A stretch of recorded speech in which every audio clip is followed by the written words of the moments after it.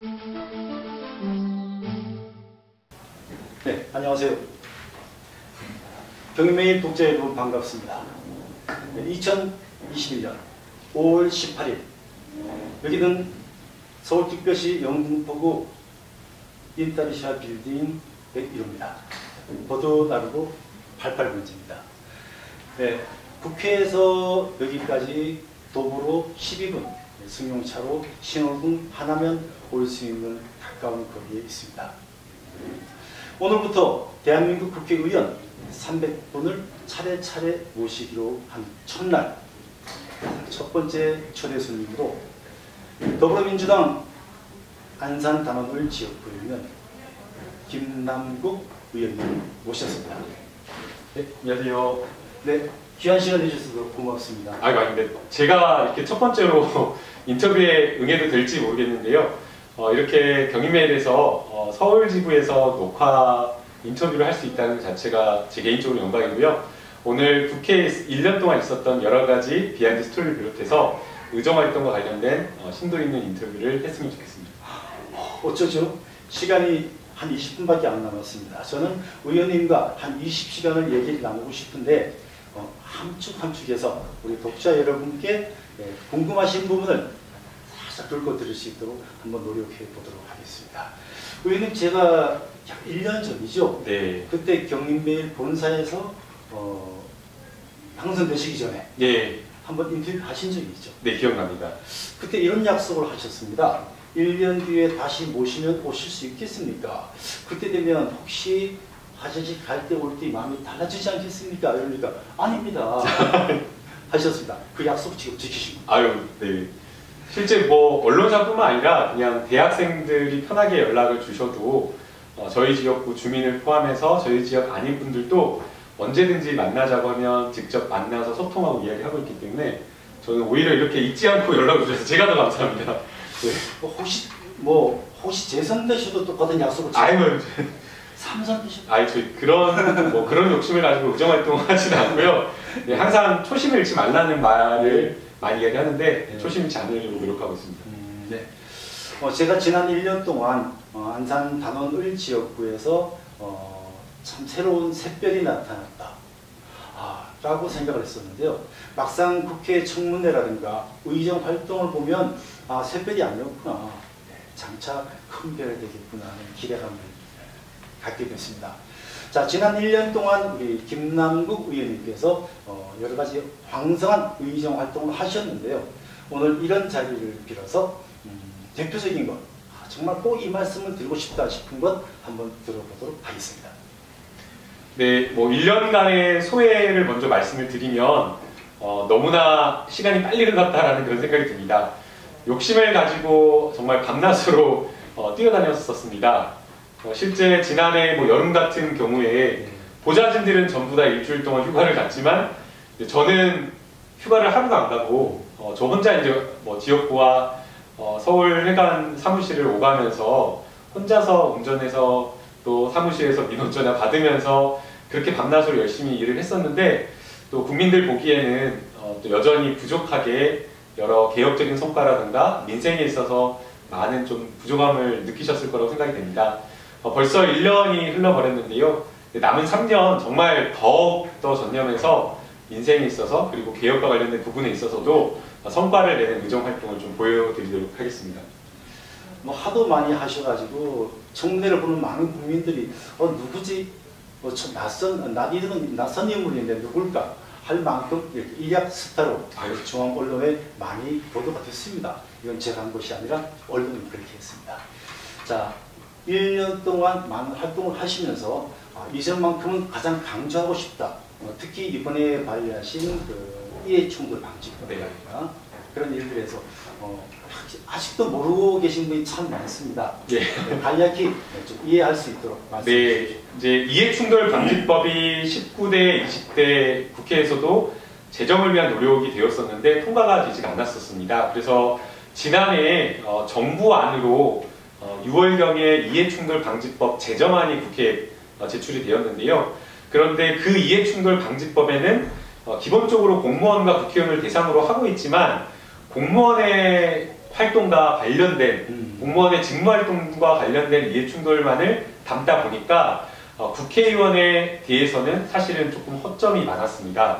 그래서 이제 제가 지난해에 그런 점을 좀 보완해서 어떻게 보면 국회의원 스스로가 국회의원을 구제할 수 있는 법안이라고 할 수 있는 국회법 개정안을 9월경에 발의를 했었고요. 근데 그걸로도 부족하다라고 당에서 이제 판단을 해서 정치개혁 TF를 만들어서 그 정치개혁 TF에서 3개월 동안 더 심도 있는 논의를 해서 12월에 제가 국회법 발의안, 국회법 개정안을 이해충돌 방지법을 내용을 담아서 발의를 했고요. 그게 이제 최근에 뭐 LH 사건과 관련되어서 여러 가지 이제 국민의 뜨거운 어떤 관심과 통과를 시켜야 된다라는 문제의식이 있어가지고 지난달에 통과가 되었습니다. 그게 오랫동안 미적거리고 오지 못했던 것은 아무래도 의원님도 불편했기 때문이라는 그런 시각도 있습니다. 정확합니다. 네. 다시 말씀드리면 이거는 거의 뭐 의원들 입장에서 봤을 때는 왜 못 봤나?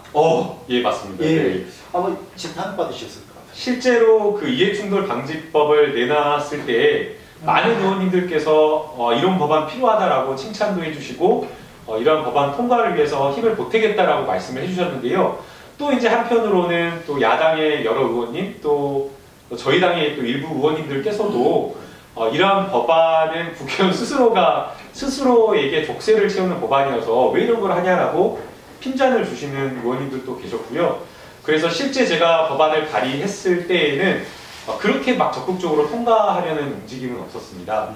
그런데 LH 사건이 터지고 국민이 정말 엄청나게 크게 분노하시고 많은 국민들께서 이 법을 통과시켜야 된다라고 말을 하니까 정말 일사천리로 법안 심사가 이루어졌습니다. 시기가 딱 맞았다는.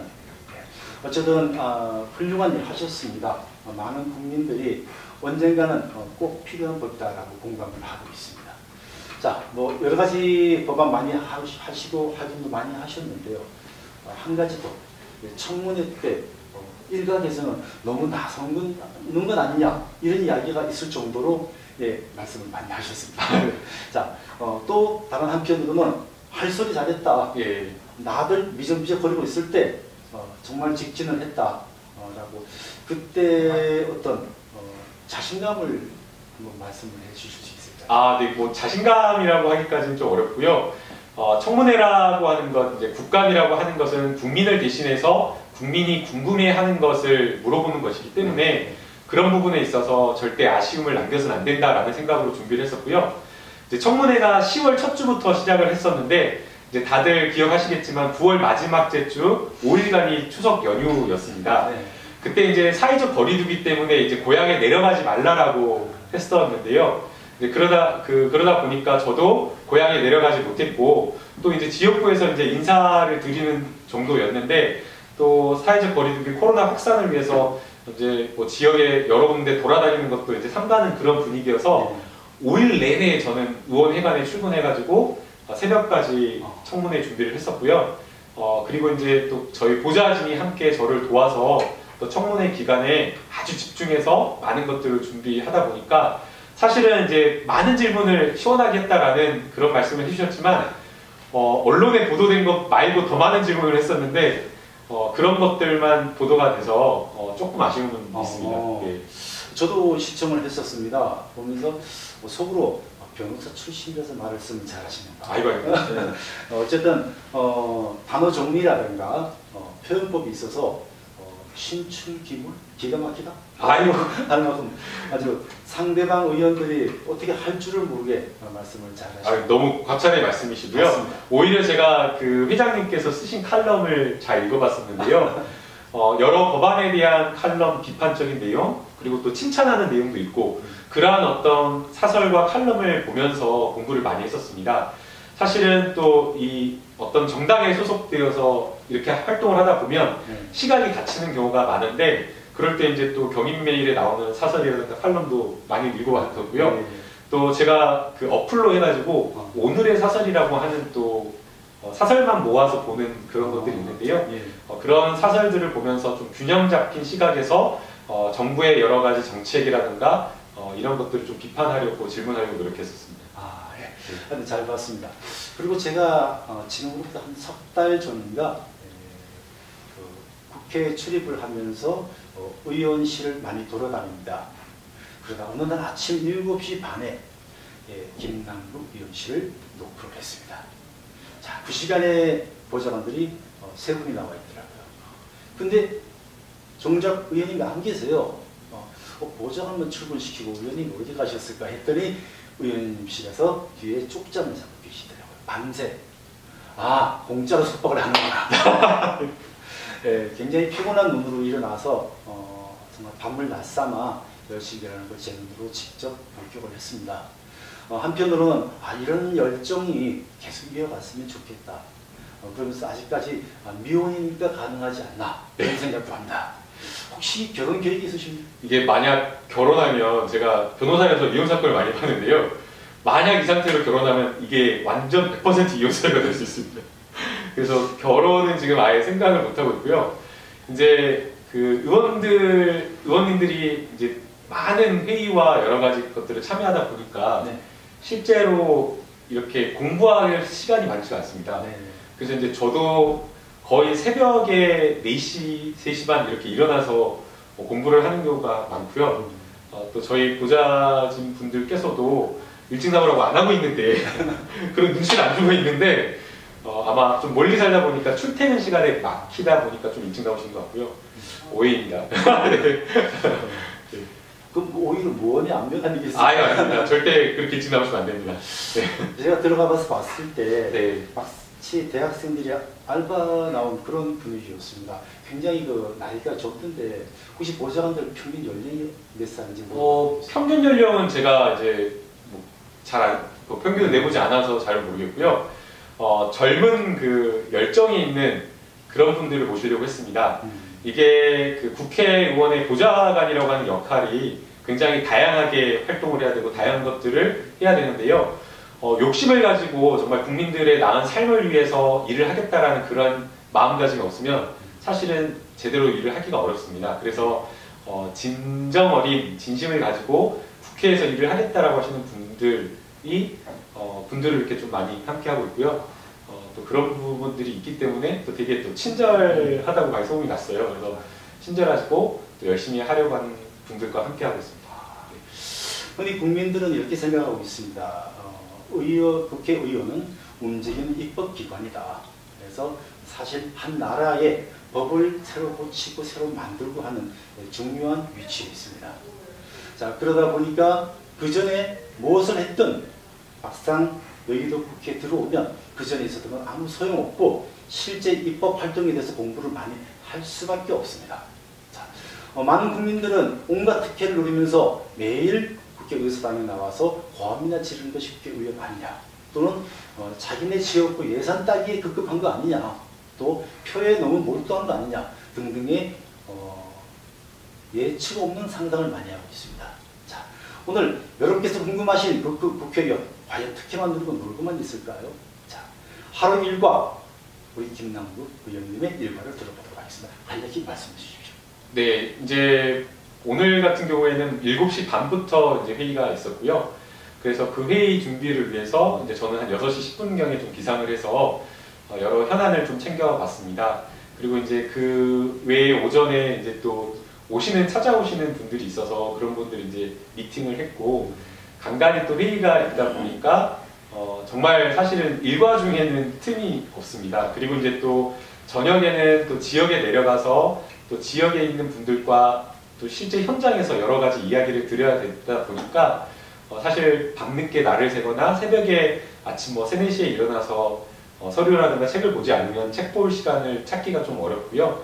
그럼에도 불구하고 국민들께서 비판하시는 것, 국회의원들이 더 열심히 일을 해야 되고 제대로 일을 하지 않는다는 것을 겸허히 수용하고 입법기관으로서 그리고 국민에 대해서 봉사하는 봉사자로서 훨씬 더 부지런하게 일을 하려고 하고 있습니다.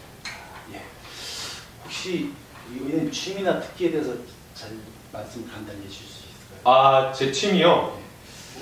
따로 이렇게 그 별다른 취미는 없고요. 언어를 조금 해봐야겠다. 그러니까 제가 변호사 하는 동안에는 워낙 정신없이 이제 일만 하다 보니까 해외여행을 거의 못 나갔었어요. 그래서 대학교 1학년 때 해외여행을 가고 거의 19년 만에 그 두 번째 해외여행을 갔었거든요. 2019년에 두 번째 해외여행을 나갔었는데, 그래서 제가 조금 이제 젊을 때 많은 걸 좀 경험해보자 라는 생각으로 언어를 좀 더 공부를 해보려고 계획을 하고 있고요. 그 외에는 만화책 보는 거 좋아합니다. 제가 왜 이 말씀을 드렸냐면요. 나라를 위해서 일하는 사람들을 집중하다 보면요, 나를 위해서 일하는 시간이 없어집니다. 자칫 뜻은 좋겠지만 자신을 위해서, 자신의 행복을 위해서도 조금 일하는 그런 위원님이 되시라 하는 뜻에서 언어 공부하시고 만화책 많이 보시기 바랍니다. 이제 귀한 시간이 얼마 남지 않았습니다. 자, 이 영상을 보시는 분들께서는 다른 분도 많이 계시겠지만 안산 단원을 지역구에 계신 많은 분들이 보고 계십니다. 오늘 이 자리는 김남국 의원님을 홍보를 하고 국민 여러분과의 공감대를 세우기 위한 자리입니다. 자, 지역구에 저녁마다 가신다고 하셨는데 안산 단원을 지역에 대해서 남의 지역은 말씀하지 않았고 을 지역에 대해서 최근에 교부금도 10억 받아오셨고 여러 가지 일을 하셨던데 현재까지 하신 일과 앞으로 하시고 싶은 일을 설명해 주십시오. 네, 우선은 그 지역에 크고 작은 예산들을 챙기는 일을 굉장히 집중적으로 많이 해왔었습니다. 그래서 이제 많은 분들께서 경기도 특조금이나 이런 것들 예산을 적극적으로 발로 뛰면서 받아오는 것들 잘한다라는 그런 말씀 해주셔서 이제 저도 힘이 나고 있고요. 또 이제 그 현장에 그 민원을 들으려고 노력을 하고 있습니다. 처음에 이제 제가 국회의원 당선됐을 때 많은 의원님들께서 한 달에 한 번 이상 그 민원의 날 행사를 하라고 하고 있는데요. 저 같은 경우는 미혼이다 보니까 주말에 특별히 할 일이 없습니다. 그래서 한 달에 한 번이 아니라 시간 되는 대로 대여섯 번씩 그렇게 민원의 날 행사를 계속 하고 있고요. 또 지역 그럼에도 불구하고 찾아오시는 분들은 또 이렇게 아는 분들이나 이런 분들만 이렇게 찾아오시는 경우가 있기 때문에 거리로 제가 나가서 직접 민원을 듣는 그런 행사도 기획해서 바로 엊그저께 이틀 전에는 대부도의 가장 큰 마트라고 하는 하나로 마트 앞에서 직접 또 주민들을 만나서 민원도 듣고 또 영흥도 쓰레기 매립지 반대와 관련된 서명을 받기도 하는 그런 행사를 했었습니다. 또 다음 주 일요일에는 안산천과 화정천에 제가 직접 거리로 또 나가서 한 3-4시간 이상 주민들과 직접 소통하면서 현장 민원 그런 테이블을 만들어서 직접 이야기를 드리려고 하고요. 또 한 3-4개월 전에는 3-4개월 전부터는 그냥 제가 아예 그냥 거리로 나가가지고 직접 걸어 다니면서 주민들에게 이 지역의 국회의원이다라고 인사를 드리면서 현장에서 여러 민원이라든가 인사드리는 그러한 일을 하고 있습니다. 그럼에도 불구하고 이렇게 부지런하게 다니려고 노력하지만 그럼에도 많은 분들 만나기가 쉽지 않아서 남은 기간은 더욱더 지역 주민들을 현장에서 만나려는 노력을 할 계획입니다. 지금 의원님께서 현재 활동하고 계신 지역은 한때 지금의 국민의힘 박순자 전 의원이 내린 3선 동안 초롱성이었던 지역이었습니다. 나이, 성별 모든 게 다 바뀌어 버렸습니다. 하지만 단원을 지역에 사람 사는 동네가 워낙 대부도를 포함해서 넓고 특히 반월공등까지 포함하고 있다 보니까 그만큼 의원님이 앞으로 하실 수 있는 일에 대한 역량도 여지도 많이 남아 있습니다. 혹시 앞으로 임기 동안 단원을 지역에 대해서 이런 것만큼 확실하게 해주고 싶다, 해드리고 싶다라는 부분을 있으시면 말씀해 주십시오. 네, 우선은 그 반월 시화공단을 살리는 일을 좀 확실하게 하고 싶습니다. 지난주에 그 동양피스톤이라고 하는 제가 회사를 현장에 직접 방문해서 실제 회사의 여러 가지 어려움이나 이러한 어떤 민원을 또 청취를 했고요. 또 경기도와 안산시, 시흥시 여러 이제 경제 담당하는 공무원들과 그리고 또 저희 지역의 여러 시도원님들과 함께 산단대교조와 관련된 사업을 점검을 했습니다. 반월시화공단이 살아야지 안산이 살고 또 반월시화공단의 공장들이 잘 돌아가야지 거기에서 또 일하는 직원들도 잘 살 수가 있기 때문에 반월시화공단의 경쟁력을 살리는 일을 좀 하고 싶고요. 과거에도 이제 반월시화공단의 여러 정책들을 펼쳤지만 실질적으로 그 안에 있는 영세한 기업들이 혜택을 못 봤다라는 그런 이야기, 지적들이 많아서 정말 그 영세한 기업들에게 필요한 정책들이 무엇인지 현장에서 목소리를 듣고 현장에서 회의를 하면서 많은 정책에 대한 아이디어를 얻으려고 하고 있고요. 그래서 그러한 어떤 민원을 받아서 반월시화공단을 살리는 일을 첫 번째로 제대로 한번 해보고 싶습니다. 네, 그리고 이제 두 번째는 대부도를 우리나라의 보물섬이라고 이야기를 하고 있습니다. 저도 이제 그 대부도에 정말 많이 들어갔다 왔거든요. 지난 주말에도 이제 대부도 갔다 왔었고 그 전주에도 대부도 가면서 계속 이제 대부도를 들어가면서 많은 주민들의 목소리를 듣고 있는데요. 여러 정말 천혜의 자원, 관광 자원들이 많이 가지고 있는데도 불구하고 계획된 어떤 개발 계획이 없다 보니까 대부도의 경쟁력만큼 발전을 하지 못한 것 같습니다. 그래서 정말 대부도를 많은 국민들이 찾아올 수 있는 관광지로 계획되게 좀 발전을 시켜보고 싶은 게 두 번째 목표이고요. 그 다음 세 번째는 저희 지역구에 고잔 신도시가 또 있고요. 예.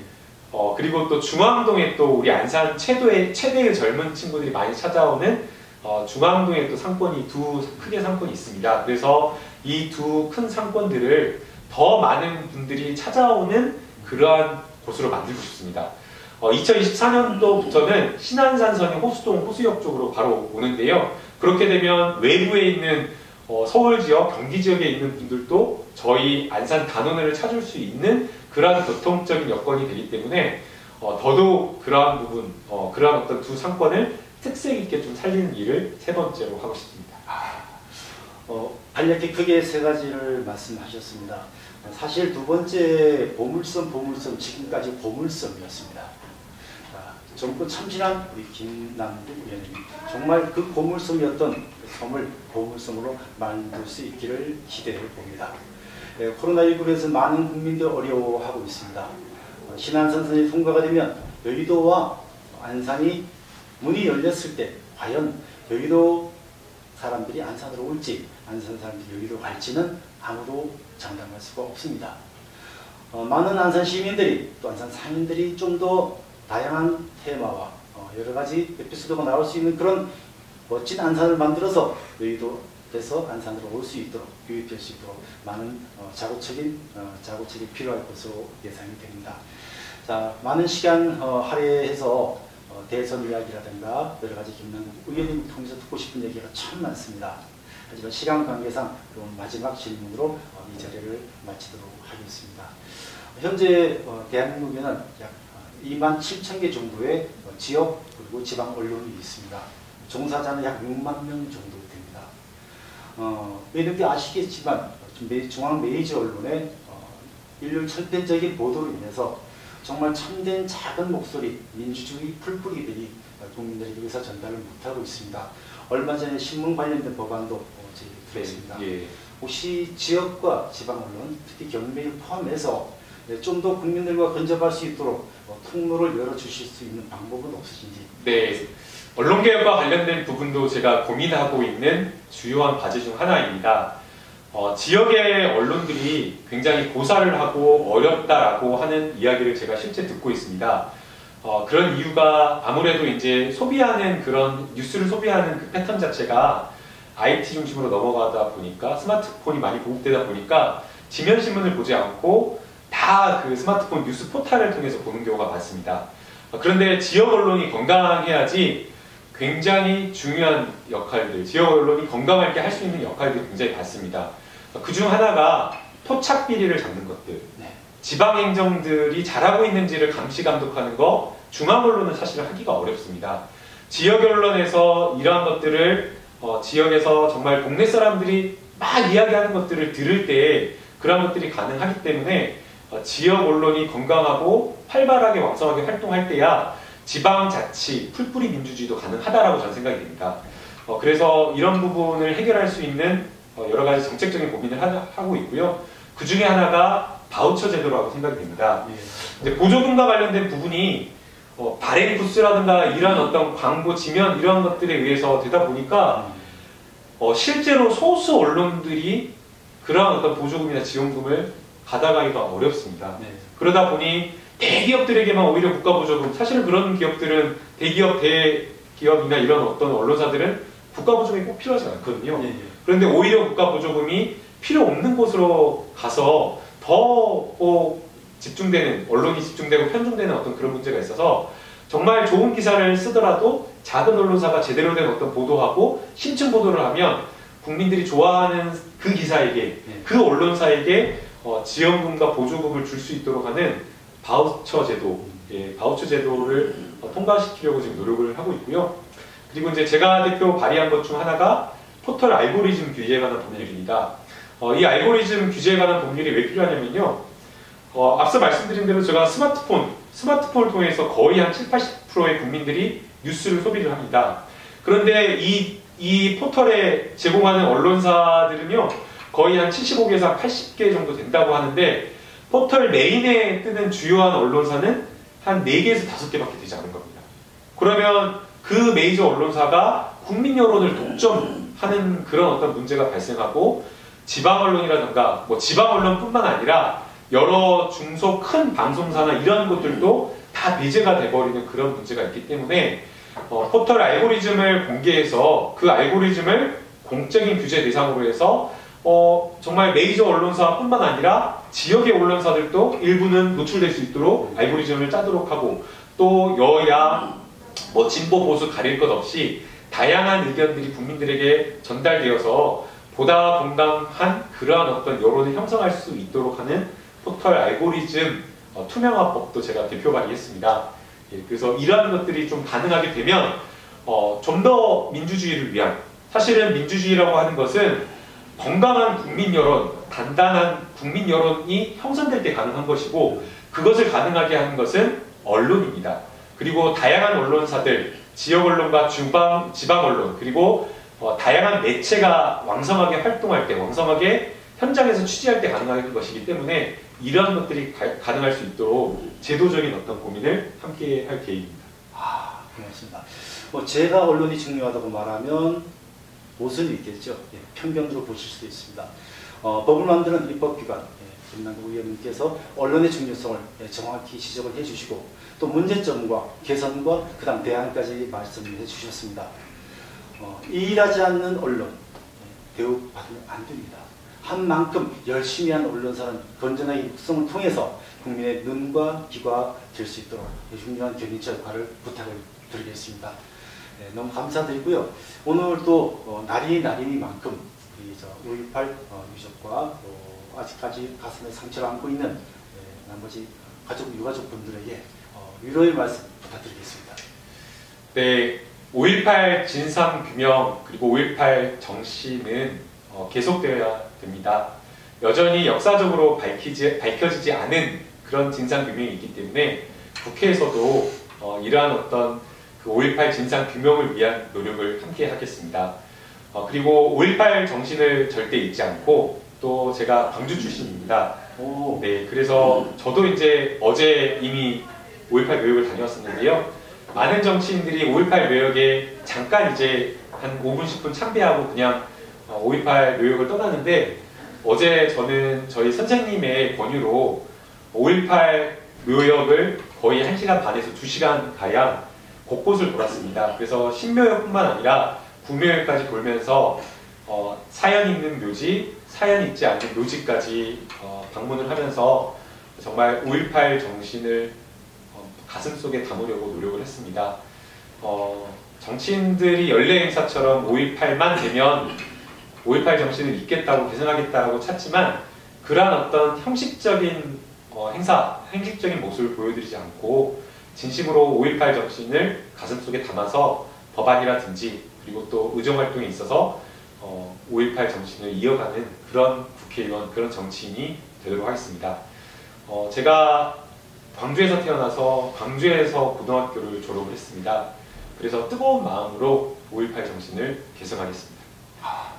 정말 간단명료하게 많은 말씀을 함축을 해주셨습니다. 너무 감사드리고요. 경인매일 첫 인터뷰에 초대해 주셔서 다시 한번 진심으로 감사드립니다. 경인매일 가족들이 열심히 뛰는 만큼 저도 국회에서 국민들을 위해서 진심을 다해서 열심히 뛰겠습니다. 지역 발전을 위해서, 그리고 국민들이 원하는 여러 개혁과 민생을 위해서 아이디어 있으시면 언제든지 연락 주시고요. 또 그러한 어떤 아이디어와 의견을 받아서 의정 활동을 보다 진정성 있게 하도록 하겠습니다. 오늘 불러주셔서 감사하고요. 보다 건강하고 더 열심히 하는 모습으로 찾아뵙도록 하겠습니다. 네, 고맙습니다. 네, 감사합니다. 네.